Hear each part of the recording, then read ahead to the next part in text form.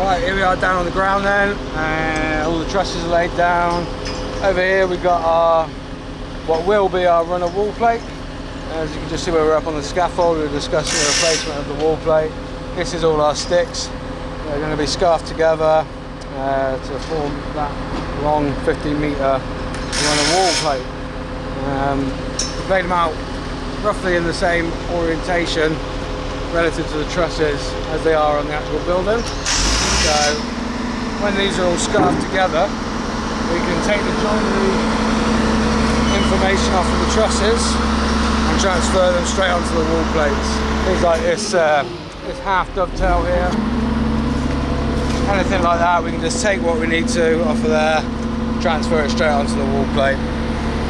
So we'll also have another run of wall plate on the other side of the truss, which will basically be the courtyard side of the building. So then exactly the same on that side basically. So we tried to keep everything as close to the orientation as it was when it was up there as we can, just to avoid any confusion, wandering around trying to find this bit and that bit and where does that go. It's all pretty much where it will be. So yeah, so that's simplified things. So yeah, we've got truss repairs, you can see here now quite clearly. Quite a bad snap here.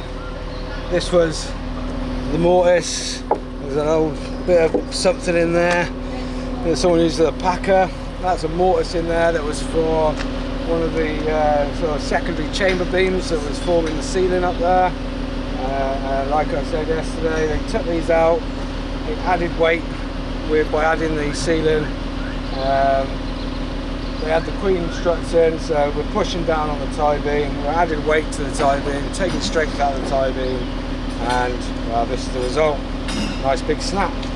We've got a historic repair on the top there. Great big long. That's a very nice bit of sort of Victorian engineering, isn't it? Yeah, yeah.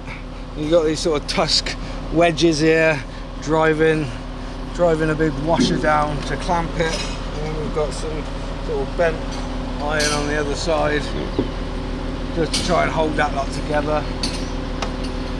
Yeah, it's done its job for a bit. It's done its job for a bit, but it's not the best. The Victorian bodge. And we've got another snap over there you can look at.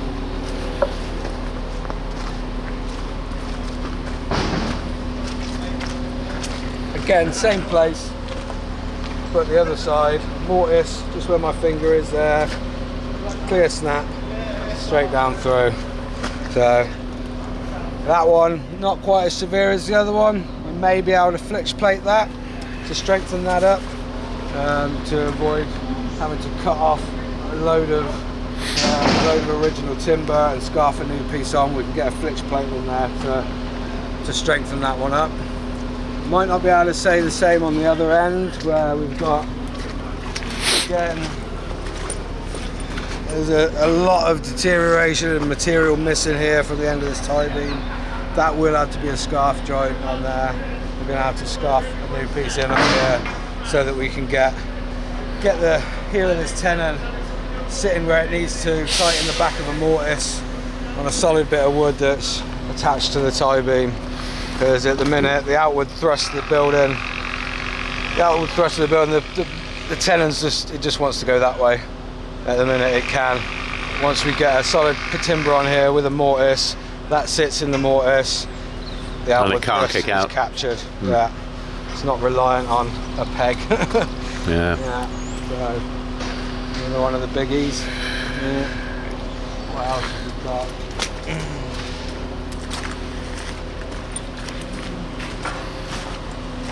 I've got a snap. Where is it? There it is. We've got a PR, principal rafter, rupture here. You can see that's failed there. They saw it was failing, they put this little brace in. How much it helped out, we don't know, but it's probably better than nothing. So we're gonna strengthen that up with just a stainless steel plate on there, wrapped around the purlin. This is the purlin housing down here. steel plate wrapped around both sides, through bolted, job done there. Don't have to remove any of the old timber. We can strengthen it with steel. We'll be reinstating these queen braces for oak. You can see the old mortises there. We've sort of half used for these temporary braces. Those will be coming out. New oak will be going in on both sides here. This is on every truss. Again, like I said the other day, don't cut your braces out. Whoever, at some point someone cut the braces out of these trusses, and it's not what you do. We don't put them in for fun. They are there. Well, people take them out because they want to walk through, don't they? That is it. That is usually the reason for it. We see it in building surveys all the time. They cut the braces out, and then quite often you see a chainsaw massacre of the tie beam, and they cut these things through to put a doorway in, and they've no idea that they're letting the whole building basically just spread sideways. It's amazing what people will cut out to get a window in or get a shower in. You know, these builders say, yeah, we'll cut that out, and no, don't cut it out. Like I say, it's there for a reason. It wasn't put in for fun. You know. And you wonder why your walls start to lean outwards. Yeah. So yeah, a fair bit of work down here on the ground. We'll be moving forward with a ground team, working on trusses and wall plates. And then you've got a separate team up on that hip end. Right. Working from the floor on the hip end, sorting the floor area, the dragon tie, and then building that hip end back up. Yeah. There's quite a lot of work in that, isn't there? That next phase, quite a bit of work there. Yeah. Cool. All right. Well, I think that's just about summed up the day. I think it's kind of funny we've got all the professionals turning up tomorrow to watch, but I know, yeah. All right, so they got a bit of a topping out ceremony here. Chris has got some bottles of champers, so we're going to go and have a glass of fizz, I think. Right, we're gone. See you next time.